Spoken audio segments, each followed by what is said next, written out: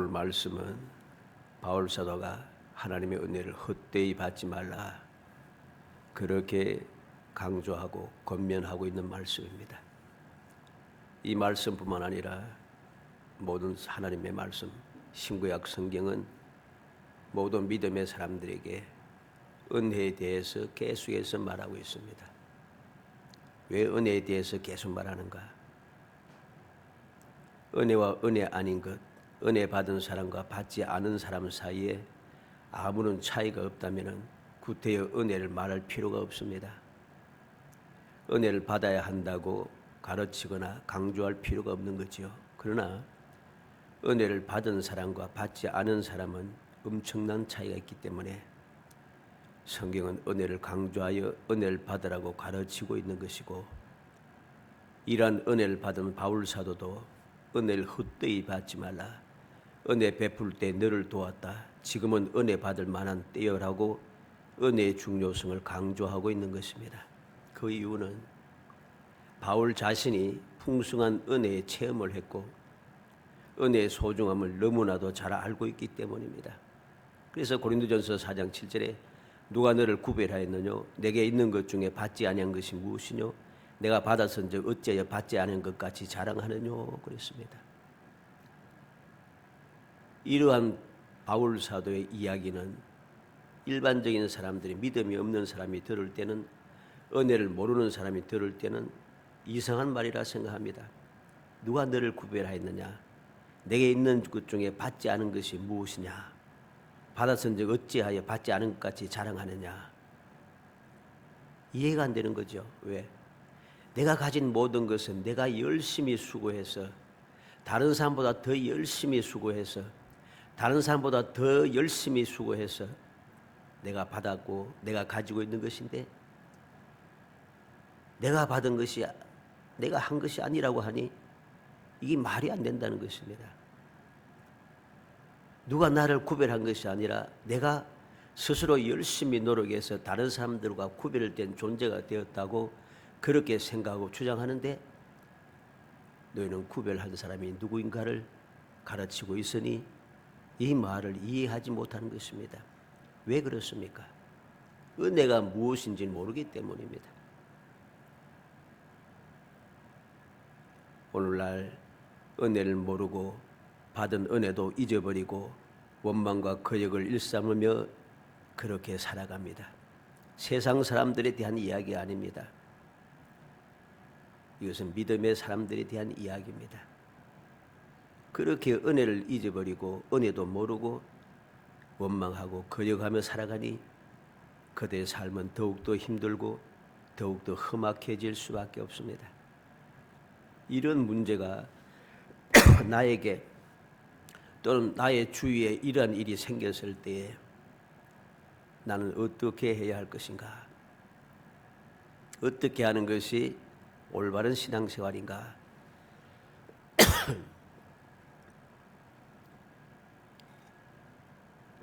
아주 중요한 이야기죠.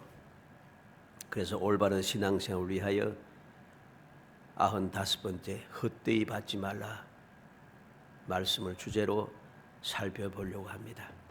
하나님의 은혜를 헛되이 받아서는 안 됩니다. 하나님의 은혜를 헛되이 받는 순간 내게 있었던 모든 은혜가 사라지기 때문이죠. 내 힘으로 하였고 내 능력으로 하였고 내가 많은 사람들 열심히 찾아다니면서 이루은 것이라고 그렇게 생각하는 순간 내가 가졌던 모든 것이 사라지기 때문입니다. 우리는 은혜를 헛되이 받지 않기 위해서 무엇을 알아야 할 것입니까? 오늘 2절에 보니까 이러시되 내가 은혜 베풀 때 너에게 듣고 구원의 날에 너를 도왔다 하셨으니 보라 지금은 은혜 받을 만한 때요 보라 지금은 구원의 날이로다 그랬습니다. 아주 놀라운 말씀이죠. 지금은 은혜를 베풀기 위해서 은혜 받기 원하는 사람의 간구를 들으시는 때라는 소리입니다. 놀랍지 않습니까? 은혜 받기를 원하는 사람이라면 은혜 받기 위하여서 내가 주님 앞에 기도만 하면은 그 간구 기도를 들어주시는 때라는 것입니다. 지금은 구원의 은혜를 베풀기 위해 도우시려고 기다리시는 주님께 나아가야 할 때라는 소리입니다. 은혜를 베풀기 위해서, 구원의 은혜총을 베풀기 위해서, 구원을 위해서 도우시려고 주님께서 일어서서 기다리고 계시다는 거죠. 그러한 주님께 나아가야 할 때라는 것입니다. 지금은 넘치고 다함이 없는 은혜와 절대적인 구원을 받을 때라는 것입니다.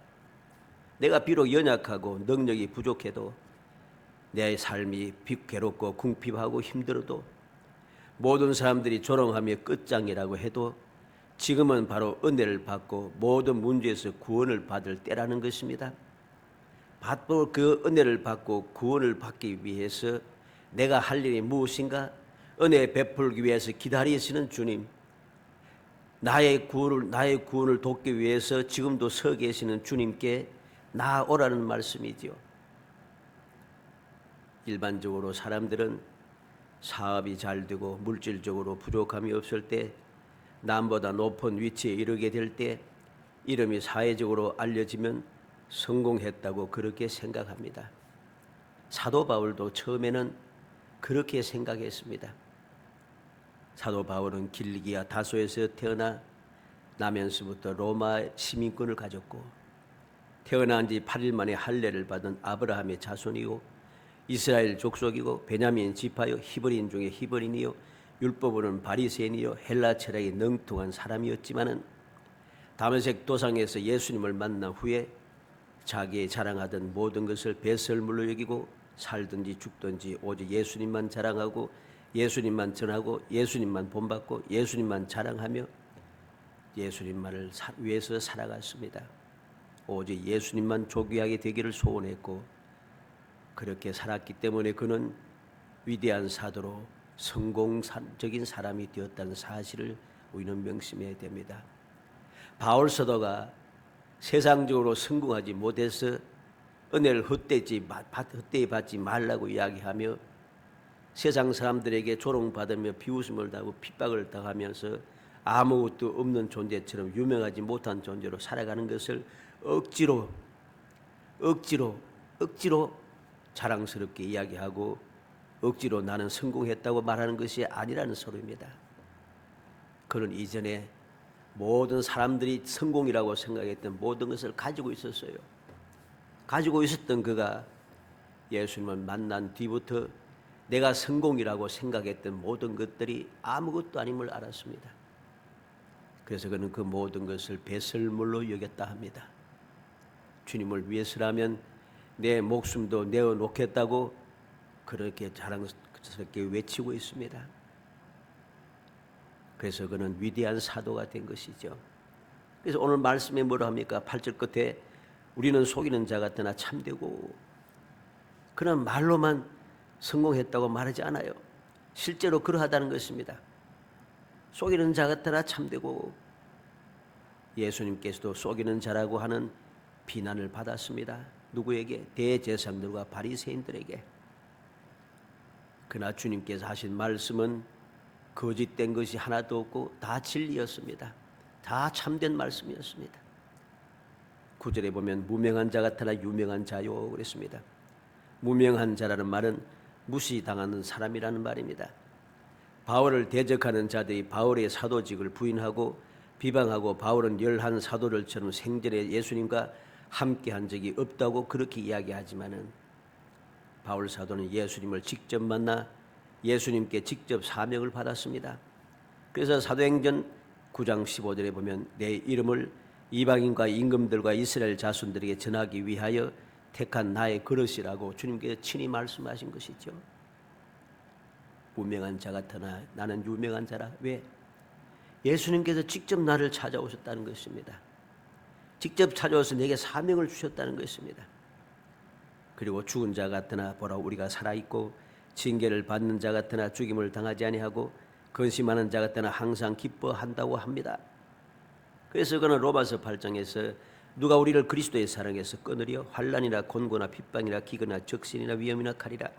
기록된 바 우리가 종일 주를 위하여 죽임을 당하게 되며 도살할 양같이 여김을 받았나이다 함과 같으니라. 그러나 이 모든 일에 우리를 사랑하시는 이로 말미암아 우리가 넉넉히 이기느니라. 그 무엇도 우리 주 그리스도 예수 안에 있는 하나님의 사랑에서 끊을 수 없으리라. 그는 당당하게 외치며 자랑했습니다. 우리는 결코 사람들이 생각하는 대로 실패한 존재가 아니라는 것입니다. 우리는 존귀한 존재요, 하나님의 사랑에서 나를 끊을 자가 없는 가장 복된 자라는 것입니다. 10절에는 가난한 자 같으나 많은 사람을 부요하게 하고 아무것도 없는 자 같으나 모든 것을 가진 자라고 했습니다. 그런 사람들이 보기에는 가난한 자 같지만은 많은 사람을 부유롭게 만들었습니다. 아무것도 없는 자 같지만은 모든 것을 가질 수 있었습니다. 그래서 사도행전 20장 24절에 나의 달려갈 길과 주 예수께 받은 사명 곧 하나님의 은혜의 복음을 증거하는 일을 마치려 하면은 나의 생명을 조금 더 귀한 것을 여기지 아니하노라고 그는 당당하게 말할 수 있었고, 빌보 4장 13절에 내게 능력 주신 자 안에서 내가 모든 것을 할 수 있다고 그런 당당하게 외칠 수 있었습니다. 이렇게 바울 사도는 누가 뭐라고 해도 성공한 사람이라는 것입니다. 하나님의 은혜를 제대로 받은 성공한 사람이라는 것입니다. 그래서 그렇게 힘든 중에서 은혜를 가르치고 전하기 위하여 목숨을 걸었음을 그는 말하고 있는 것이죠. 뿐만 아니라 그 사람들이 보기에는 어떠하든지 그는 당당하게 외칠 수 있었다는 사실을 우리는 기억해야 됩니다. 사랑하는 성도 여러분, 인간은 누구나 다 한계 상황에 부딪힐 때가 있습니다. 능력과 지식과 힘의 한계 상황에 부딪히면 사람들은 절망하게 됩니다. 그러나 여호와 하나님께는 한계가 없습니다. 하나님은 능히 하신 못할 일이 없습니다. 그래서 창세기 18장 14절에 나는 100세가 되었고 사라에는 경수도 끊어지고 다 끝장났는데 어떻게 아들을 가질 수 있을까 하는 그러한 아브라함과 사라에게 여호와께 능하지 못한 일이 있겠느냐? 기한이 이를 때 내가 내게로 돌아오리니 사라에게 아들이 있으리라고 말씀하시고, 말씀하신 대로 사라가 90세가 지나고 거의 100세가 되고 경수가 끊어졌던 이 사라가 이삭을 낳게 된 것이죠. 누가복음 1장 37절에 대저 하나님의 모든 말씀은 능히 하지 못하심이 없느니라. 예수님께서 친히 말씀해 주었습니다. 하나님의 모든 말씀은 다 능하다는 것입니다.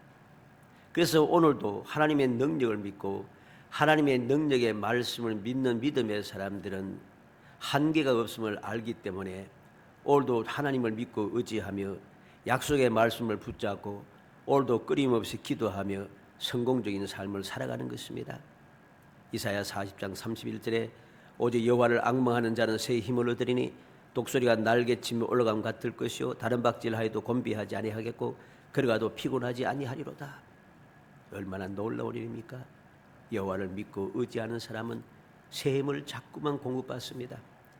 얼마나 새 힘이 끊임없이 공급되는지 독수리 날개치며 올라감 같은 다른 박질하여도 곤비하지 않고 걸어가도 피곤치 않는 그러한 새 힘이 주님께로부터 끊임없이 계속해서 공급이 되기 때문에 주저할 것이 없다는 것입니다. 결코 망할 일이 없다는 것입니다. 실패할 수가 없다는 것이죠. 마가복음 9장 24절에 예수께서 이르시되 할 수 있거든이 무슨 말이냐? 믿는 자에게는 능히 하지 못할 일이 없느니라고 주님께서 친히 말씀하고 있죠. 믿는 사람은 능히 하지 못할 일이 없다고 약속해 주었습니다. 그래서 오늘도 믿음의 사람들은 전지전능하신 하나님을 믿고 우리에게 이 모든 것을 할 수 있다고 약속해 주신 예수 그리스도의 약속의 말씀 믿는 믿음의 사람들은 오늘도 끊임없이 달려갑니다. 힘들고 어려워도 모든 것이 부족하고 괴로워도 모든 사람들에게 조롱을 받아도 모든 사람들이 끝장이 되었으니 이제는 소망이 없다 하여도 그들은 거치지 않고 끊임없이 소망 중에 즐거워하며 믿음의 실상을 보며 달려가고 있는 것이죠.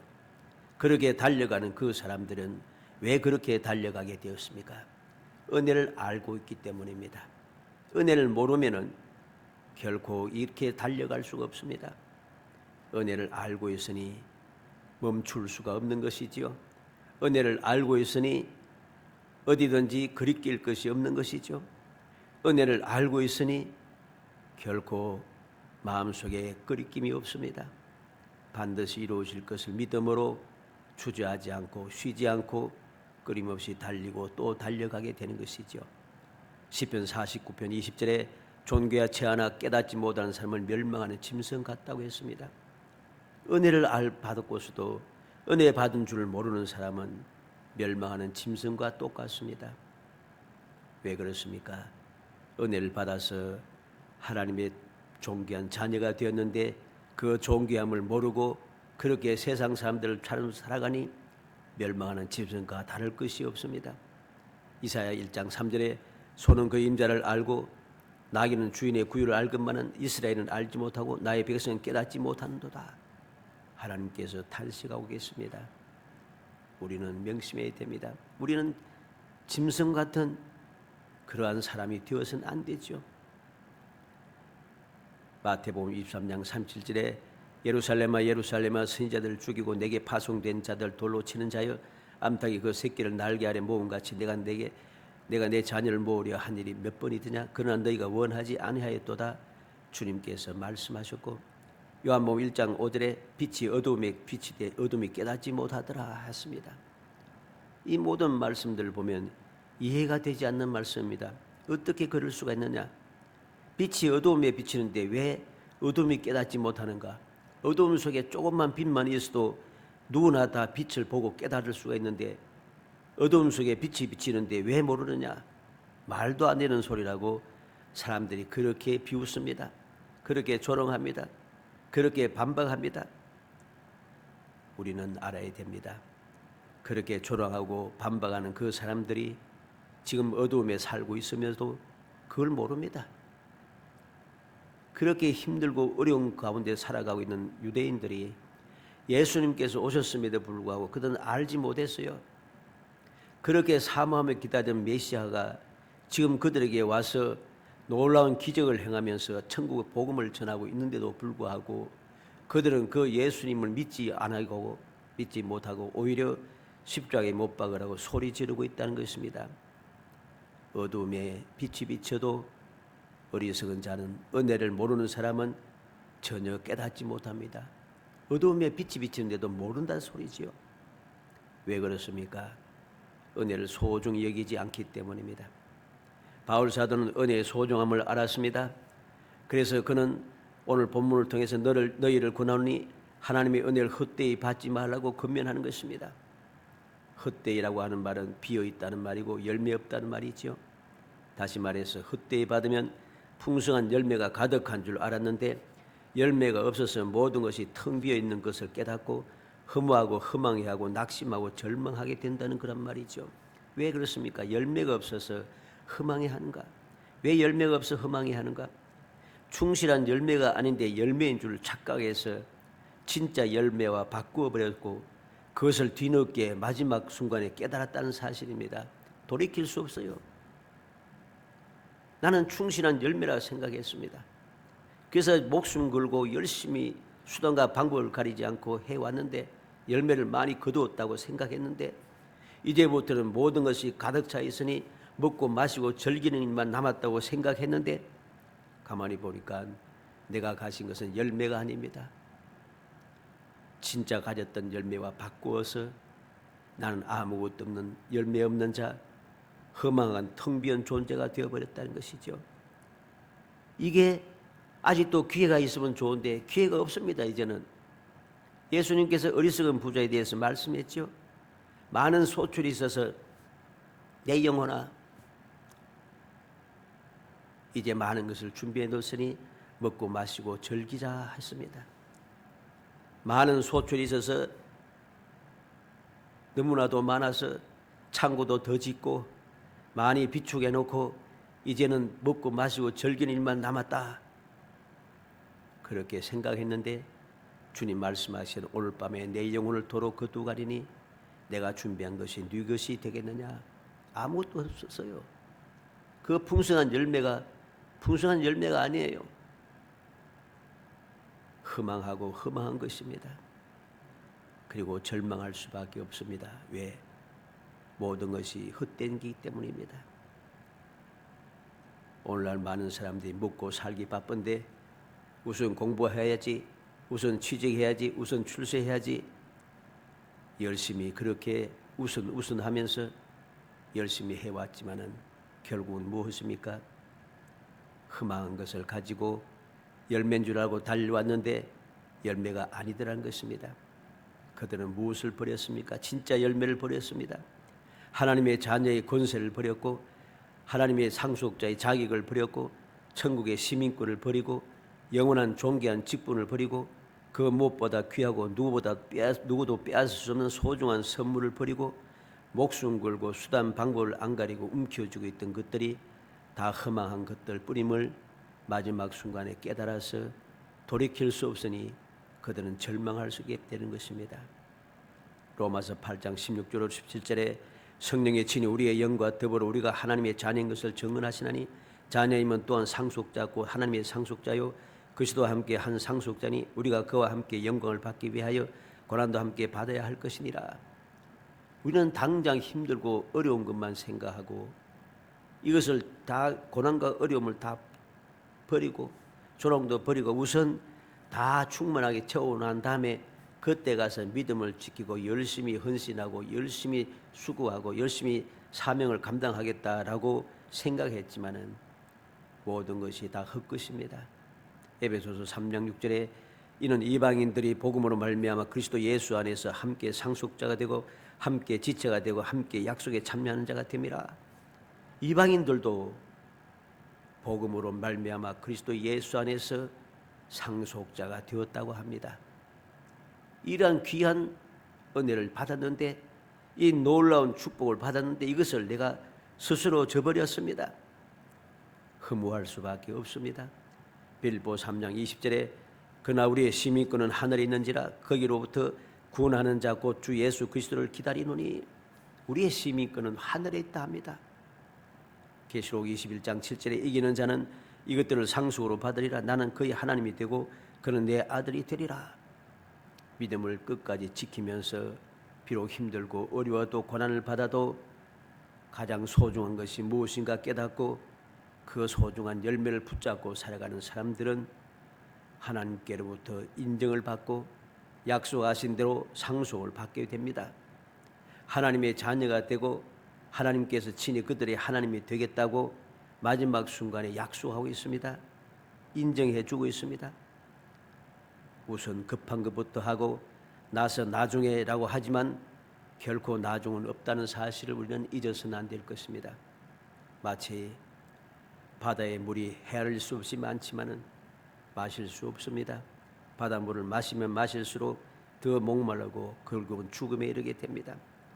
홍수가 때에 물이 많지만은 마실 물은 모자라서 홍수가 칠 때에 어떡합니까? 온 사회에서 나라에서 물부터 공급합니다. 물부터 공급해요. 우리가 생각할 때는 마실 물이 많다고 생각하지만은 마실 물이 많은 게 아니에요. 오직 믿음을 가지고 주님의 약속을 믿고 은혜 받기 위하여 구원을 받기 위하여 주님 앞에 나아가는 사람만이 그 생수를 공급받을 수가 있습니다. 아무나 받지 못합니다. 그래서 빌립보 3장 7절로 9절에 그러나 무엇이든지 내게 유익하던 것을 내가 그리스도를 위해 다 해로 여길 뿐더러 또한 모든 것을 해로 여기면 내 주 그리스도 예수라는 지식이 가장 고상하기 때문이라. 내가 그를 위하여 모든 것을 잃어버리고 배설물로 여기면 그리스도를 얻고 그 안에서 발견되려 함이니 그랬습니다. 바울 사도는 진정한 열매가 무엇인지 알았고 소중한 은혜가 무엇인지 그는 알았습니다.